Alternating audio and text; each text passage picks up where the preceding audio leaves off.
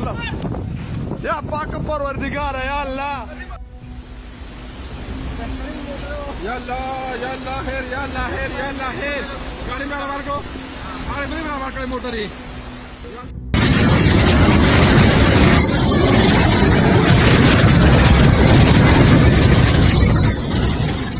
The first thing people noticed was not the darkness in the sky. It was the rivers rising, slowly at first, then with a roar. By late August, Pakistan found itself facing one of its worst flood crises in decades. From the hills of Khyber Pakhtunkhwa, through the farms of Punjab, and bearing down upon Sindh,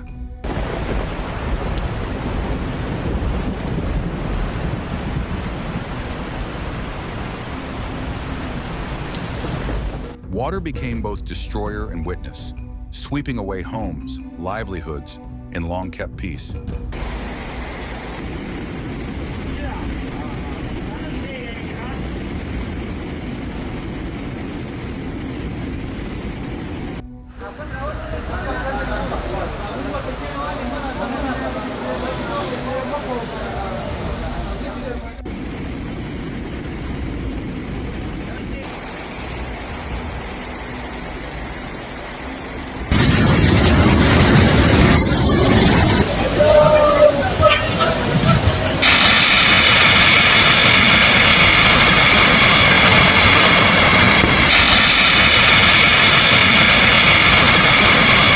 It began in the north.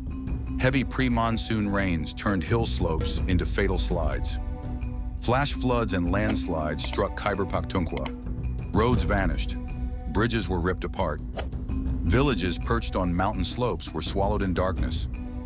More than 320 people lost their lives in those early waves, many cut off from rescue or relief for hours.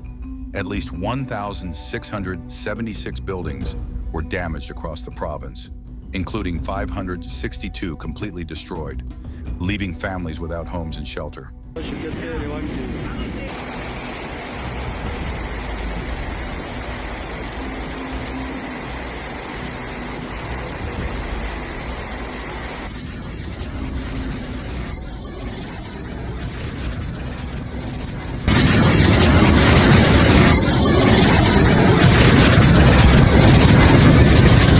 By the end of August, the toll in KP had risen even higher, with hundreds more injured. In those hills, the water did not just flow, it smashed through. Homes were destroyed, agriculture was hammered, and people who had lived generations in those valleys found themselves suddenly stateless. The warning signs had been there: swollen streams, saturated ground, and tragic memories of past floods. Yet few expected the disaster to reach such a scale this time.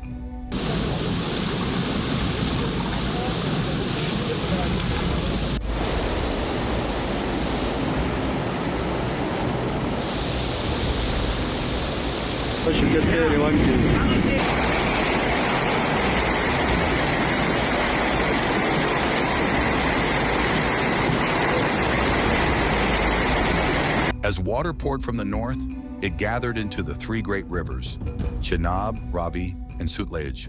By late August, these arteries of Punjab were swollen, pushed by both relentless monsoon rains and the release of upstream dam waters. Walls of water moved toward communities long used to seasonal floods, but never like this. In Punjab, over 4.5 million people have been impacted since 12 September. More than 5,000 villages have been hit by floodwaters. At least 100 people were killed in Punjab alone. Punjab's agricultural land suffered a massive blow. Over 1.3 million acres of farmland have been inundated. In the worst-hit southern parts, Multan, Muzaffargarh, Jalalpur Pirwala, Alipur, Bahawalpur, whole villages found themselves islands of mud and water.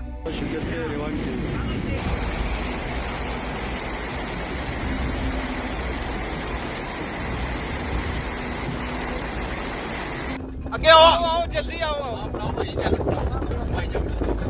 ਬਾਜੀ ਆਓ ਤੁਸੀਂ ਹੱਥ ਫੜਾਓ ਅੱਗੇ ਹੋ ਕੇ ਭਾਈ ਅਹਿਮਦ ਬਣਾਉਂਦਾ ਰੱਖੋ ਭਾਈ ਅਹਿਮਦ ਨਾ ਰੱਖੀ ਠੀਕ ਹੈ ਹਾਂਜੀ ਦੁਨੀਆ ਕੜੀ ਸਪੋਰਟ ਕਰੋ ਬਾਜੀ ਅੱਗੇ ਆਓ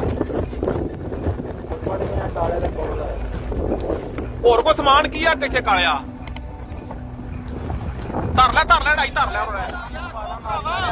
Rescue boats became lifelines.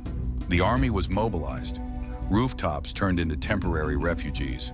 Relief camps sprouted, sometimes too late, sometimes too far.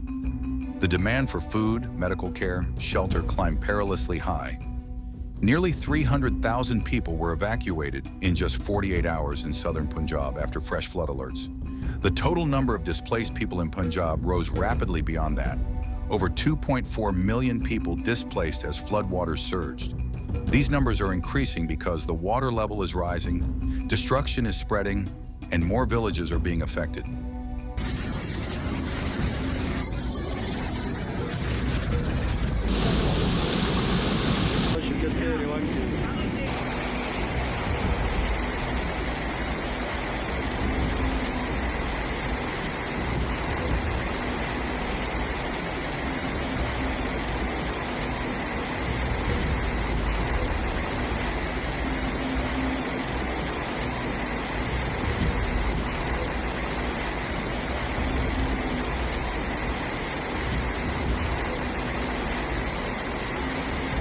Accurate figures can only be reported once the water recedes.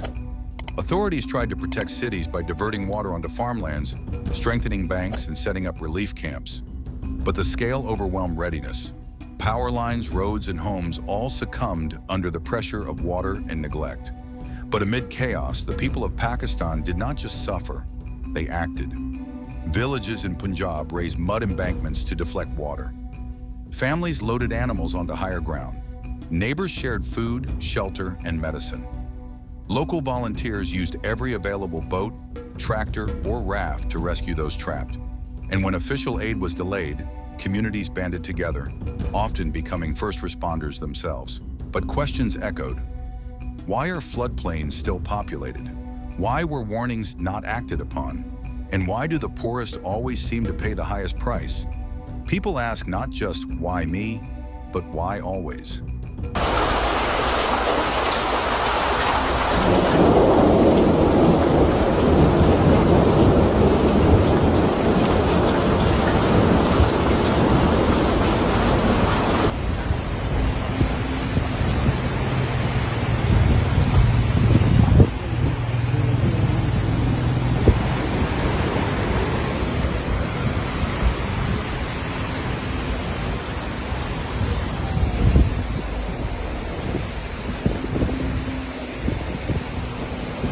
The floodwaters are still flowing, but the lesson is clear. Pakistan stands at a turning point. Preparedness must improve.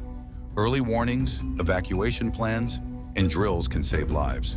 Stronger bridges, embankments, and drainage are needed to withstand the next storm.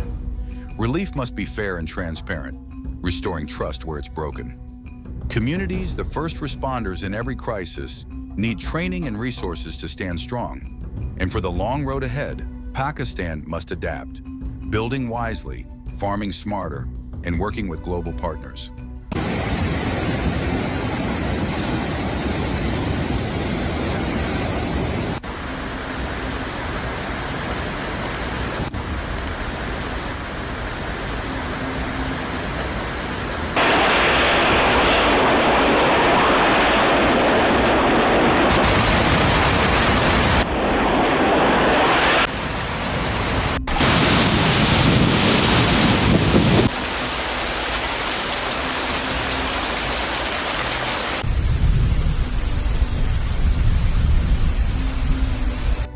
The waters will recede, but will the lessons remain? Still they rebuild. Still they believe in tomorrow. The question is, how many more warnings must be ignored? How many more rivers must break their banks? How many more storms must test the same weaknesses?